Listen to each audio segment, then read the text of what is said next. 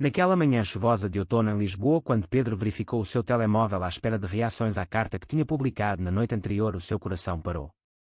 A publicação sobre a sua identidade gay, escrita com lágrimas e coragem depois de anos escondido, tinha desaparecido completamente. Filho, o pequeno almoço está pronto, chamou a Isabel da cozinha usando aquele tom carinhoso que o chamava de filho desde que casara com o seu pai, mas agora ele sabia que ela tinha apagado tudo. Pedro ficou parado no corredor do apartamento no bairro de Alfama com o telemóvel na mão trêmulo. As palavras que ele passara semanas a aperfeiçoar, aquelas frases que falavam da solidão das noites em que fingia ser quem não era, do medo de perder o amor do pai e da esperança de finalmente viver livre, tinham sido apagadas como se nunca tivessem existido. Ele lembrava-se perfeitamente do momento em que clicara publicar quase à meia-noite enquanto o pai e a madrasta dormiam no quarto ao lado. Tinha sido um ato de libertação depois de meses de pressão interna, o pai Manuel sempre a falar de netos e do futuro da pequena empresa familiar de importação de vinhos, e a Isabel a sorrir e a dizer que ele era o filho que ela nunca tivera. Agora tudo aquilo parecia uma mentira. Ele desceu as escadas devagar, o cheiro de pão torrado e café a invadir o ar. Na cozinha Isabel estava de avental a arrumar a mesa, o cabelo loiro apanhado num coque perfeito, o sorriso caloroso de sempre. Bom dia, filho, dormiste bem? Perguntou ela, estendendo-lhe um prato com ovos mexidos, como fazia todas as manhãs desde que entrara naquela casa há 4 anos. Pedro sentiu um nó na garganta. Como podia ela olhar para ele assim depois do que fizera?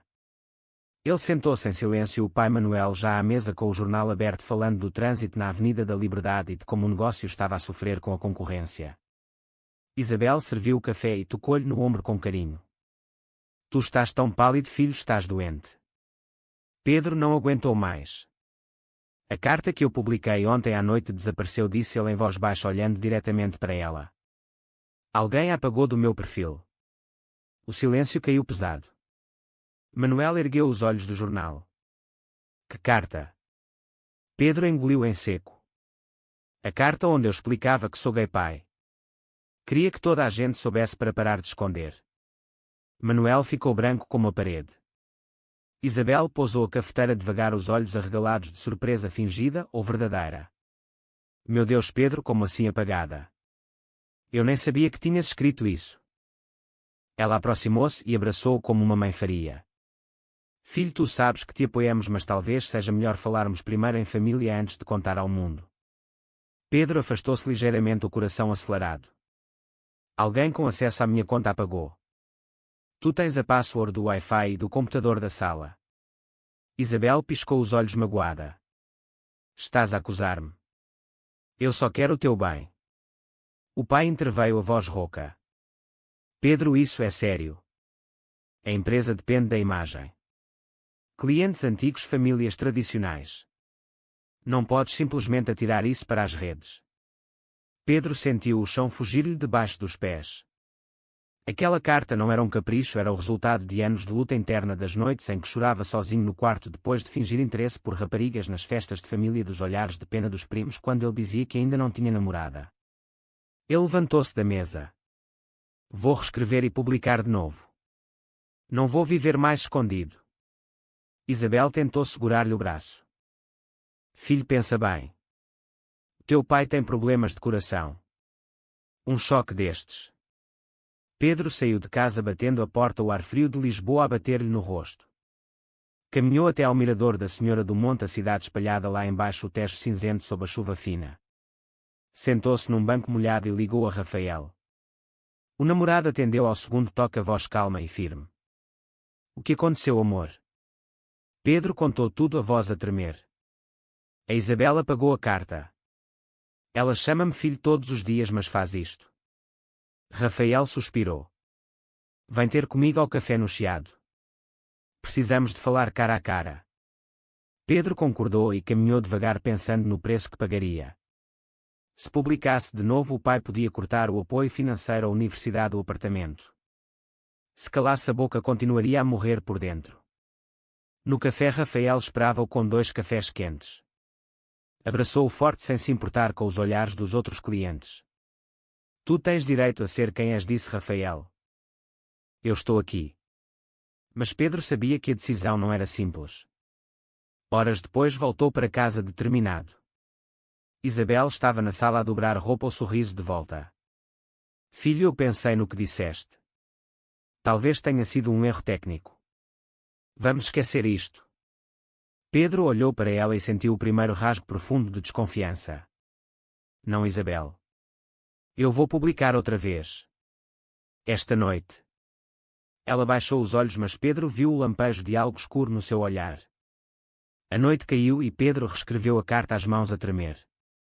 Quando clicou publicar, sentiu um alívio misturado com terror.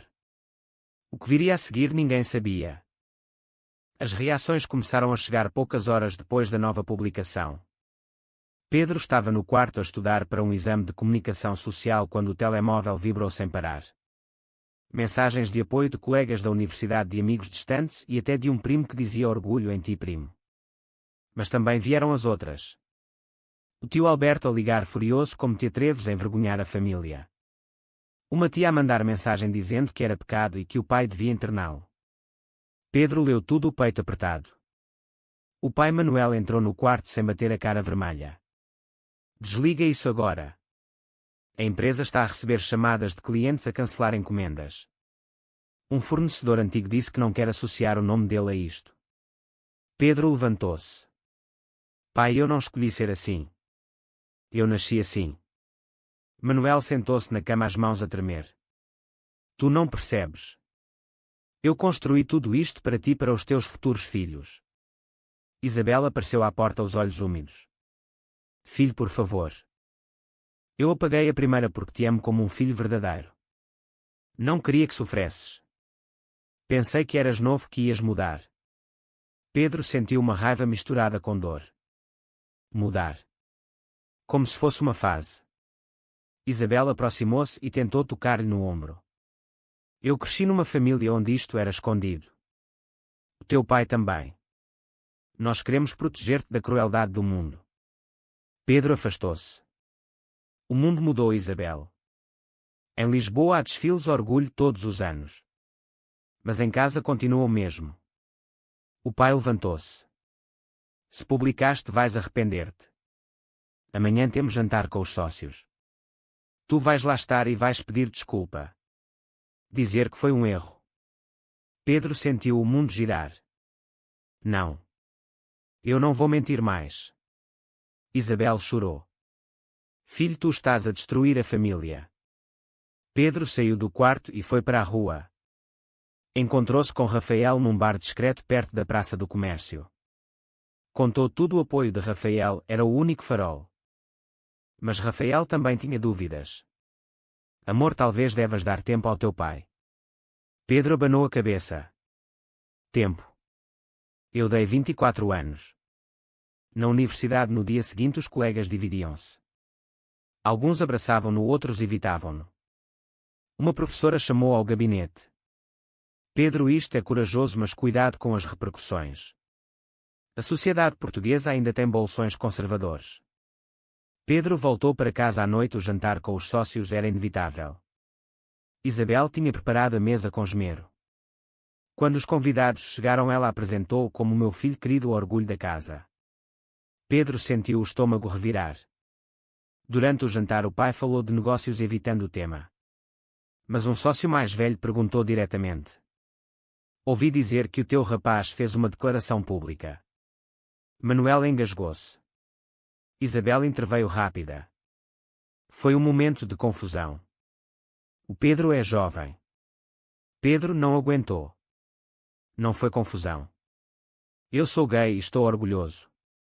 O silêncio foi mortal. O sócio levantou-se.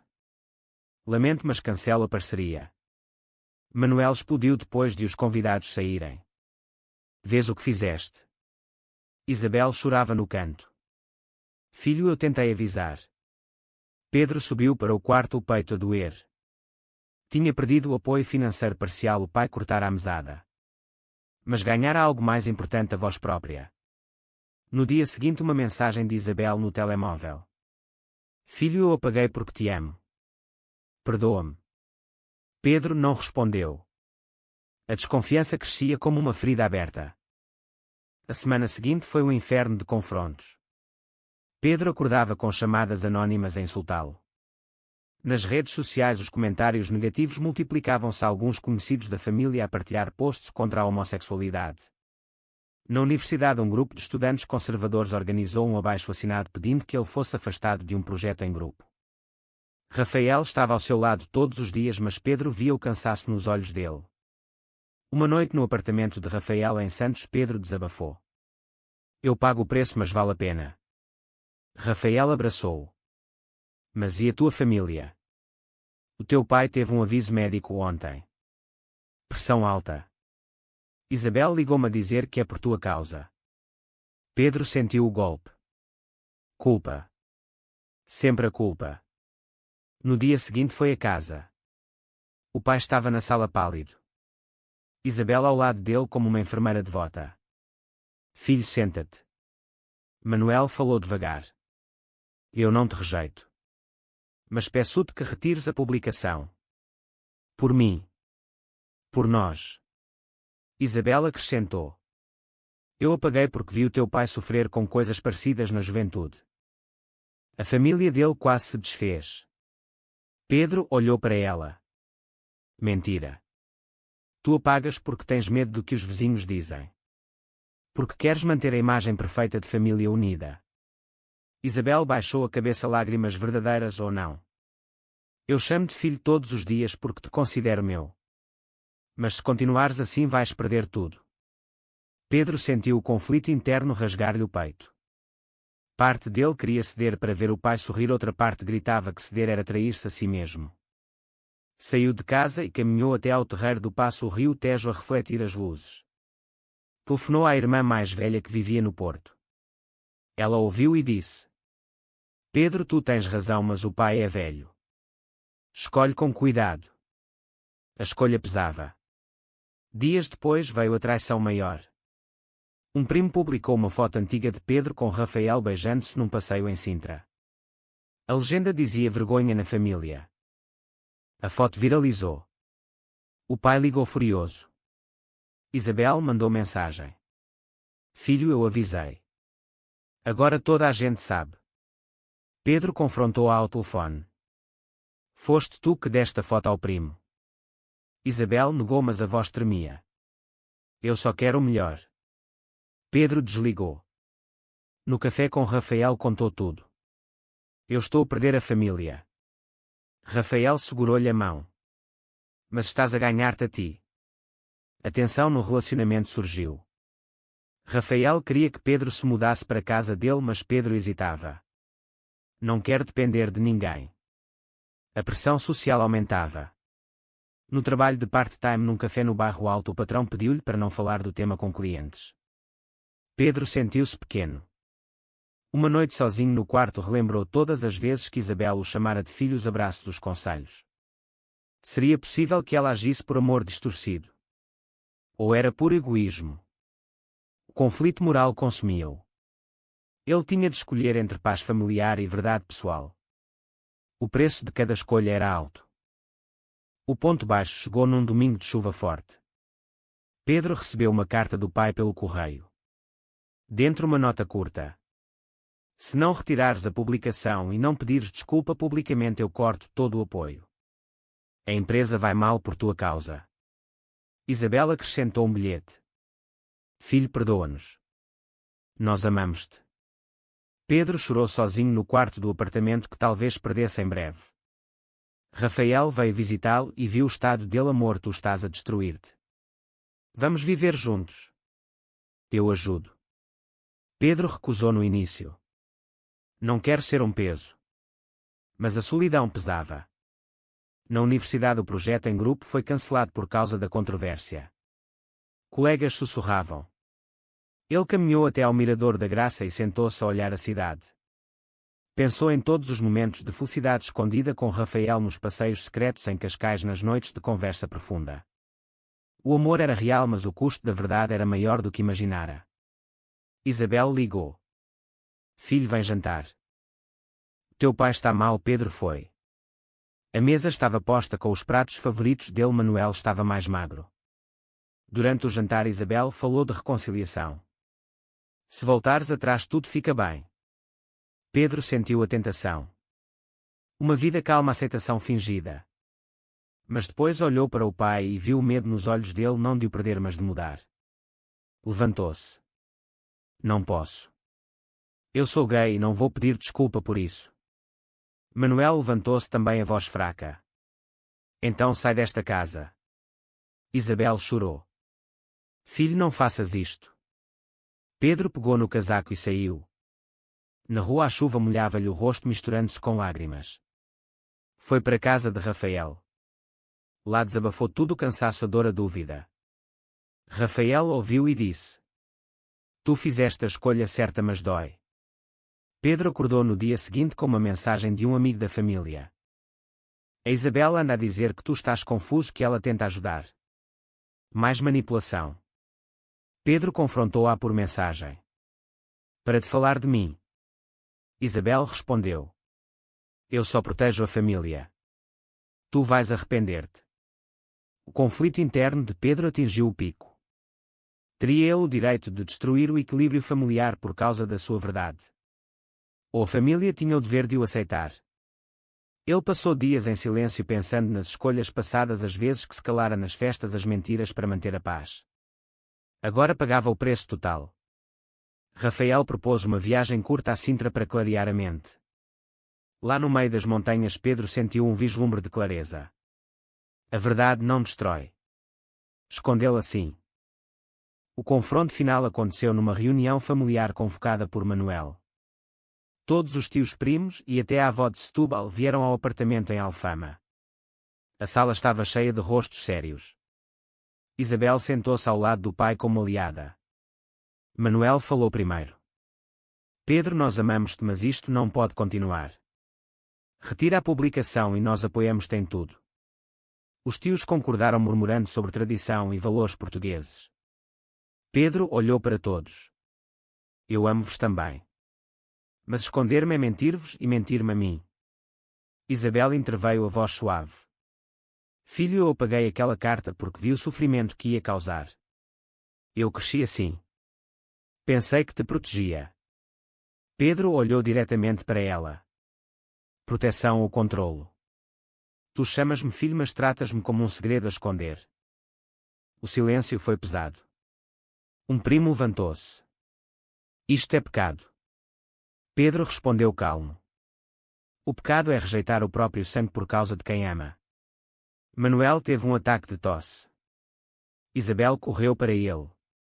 Vês o que fizeste? Pedro sentiu o peito apertar, mas manteve-se firme. Eu não causei isto. A recusa em aceitar causa. Depois de horas de gritos, lágrimas e acusações, Pedro saiu da sala. Rafael esperava-o lá fora. Vamos embora. Pedro concordou. Mudou-se para a casa de Rafael no dia seguinte. Perdeu o apoio financeiro, mas ganhou liberdade. Arranjou um emprego melhor numa agência de comunicação que valorizava a diversidade. Meses depois o pai ligou. Filho, podemos falar? Isabel também quer pedir desculpa. Pedro encontrou-se com eles num café neutro. Isabel chorou. Eu errei. Queria proteger, mas magoei-te. Manuel disse. Estou a tentar entender. Pedro sentiu a ferida curar um pouco. Mas sabia que o caminho era longo. Ele escolhera a verdade e pagara o preço, mas ganhara a si mesmo. A vida em Lisboa continuou com Rafael ao lado, passeios abertos, mãos dadas sem medo. A família aproximava-se devagar. Pedro aprendera que o amor verdadeiro não exige esconder-se. Foi correto Pedro perdoar parcialmente a madrasta, ou a traição dela foi imperdoável e ele nunca deveria ter voltado a confiar. Verdadeiro ou falso?